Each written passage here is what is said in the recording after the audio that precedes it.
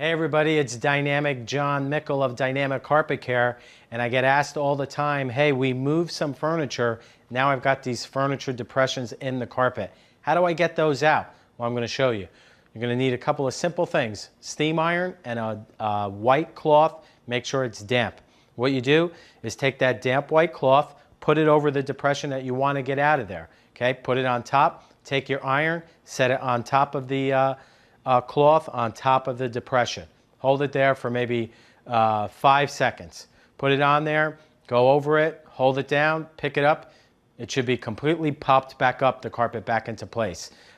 Repeat if you have to, but not more than 5 seconds on there. So hopefully this helped you with getting out those furniture depressions out of the carpet. If you still have an issue, contact a local professional in your area, or feel free to contact me at www.dynamiccarpetcaretampa.com. And remember, keep it clean, my friends.